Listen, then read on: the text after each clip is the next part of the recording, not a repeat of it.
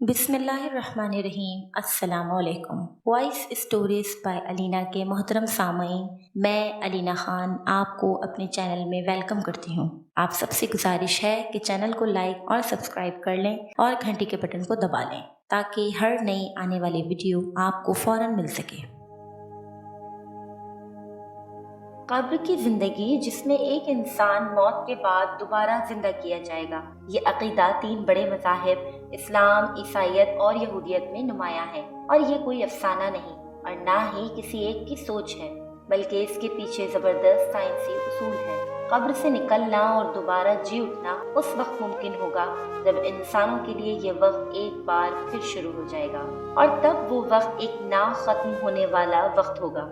आज दुनिया साइंस और टेक्नोलॉजी की बदौलत तरक्की के मनाजिल तय कर रही है। कई टेक्नोलॉजीज ने दुनिया का नक्शा ही तब्दील कर दिया है। इंसान दूसरे सैयारों पर बसने की मंसूबाबंदी कर रहे हैं, लेकिन इतनी टेक्नोलॉजी के बावजूद आज भी लोग मर रहे हैं। और जिसने लोगों को मौत के बाद जिंदा का अहवाल बताया हो, क्या मजहबी अकायद के अलावा ये बताना मुमकिन है कि मौत के बाद भी जिंदगी है? इस बारे में एक हैरानकुन जवाब हमारे सामने आता है, क्योंकि साइंस आज उस जगह पहुंच चुकी है जहां हम इस सच के दो बुनियादी हक़ाइक़ को जान सकते हैं, और वो दो चीज़ें हैं स्पेस और टाइम। इस बारे में कई ख्यालात हमारे जहनों में आते हैं कि हमारे मरने के बाद क्या होगा, रूह क्या है, क्या रूह जिस्म को छोड़कर आलम अरवाह में दाखिल हो जाती है, क्या रूह क़यामत तक उस जगह कैद रहती है और क़यामत के बाद उसे दोबारा उसी इंसान के जिस्म में दाखिल करवा कर उसे कब्र से निकाला जाएगा?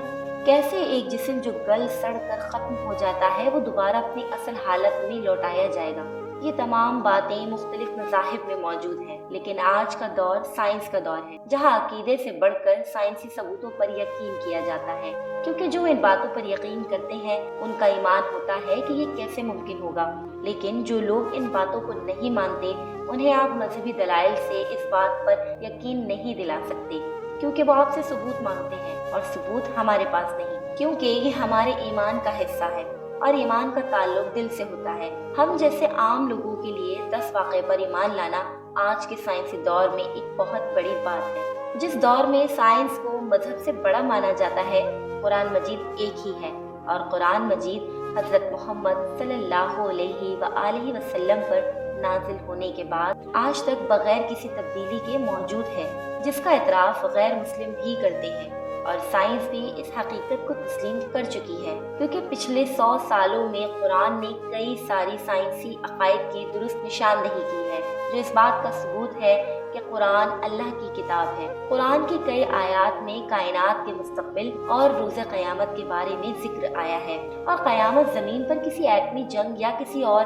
कुदरती आफत का नाम नहीं, बल्कि ये तमाम कायनात को अपनी लपेट में लेकर कायनात को खत्म कर देगी। कुरान में एक आखिरी ज़लज़ले का जिक्र है, चांद और सितारों के बेनूर होने का जिक्र है, आसमान में दरवाजे बंद होने का जिक्र है। और जब इंसान इन सब वाक़यात को देखेगा जो उसने दुनिया में किए होंगे, कुरान मजीद वक्त और ग्रेविटी के इस दोबारा आगाज के बारे में बयान करता है। हमने तुमको अजाब से जो करीब आने वाला है आगाह कर दिया है, जिस दिन हर शख्स इन अमाल को जो उसने आगे भेजे होंगे देख लेगा, और काफिर कहेंगे कि ए काश मैं मट्टी होता, और जमीन और पहाड़ दोनों उठा लिए जाएंगे, फिर एक बार में ही तोड़ फोड़ कर बराबर कर दिए जाएंगे। टाइम और ग्रेविटी का आगाज इस कायनात के खात्मे के बाद का होगा, जो हजारों या शायद लाखों साल पर मुहित होगा।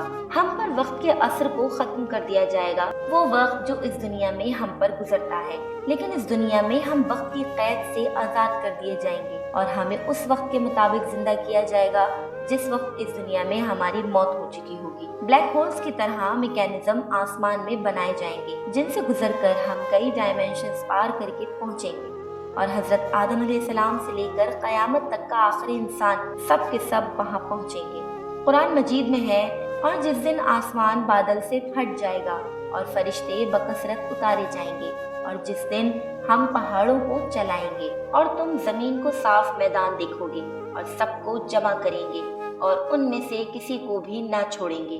अब सवाल ये है कि क्या मौत के बाद दोबारा जी उठना एक फिजिकल प्रोसेस है?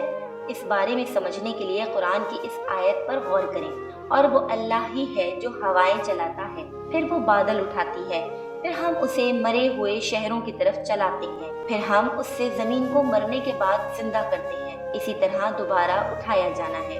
اس آیت میں موت کے بعد دوبارہ جی اٹھنے کو ایک فزیکل پروسیس کے طور پر پیش کیا گیا ہے جو قدرت کے قوانین پر مبنی ہے، جیسے بارش کے بعد پودوں کا زمین سے نکلنا۔ یہ اس بات کی وضاحت کرتی ہے کہ موت کے بعد دوبارہ جی اٹھنا فزیکل قوانین کے تحت ہوگا۔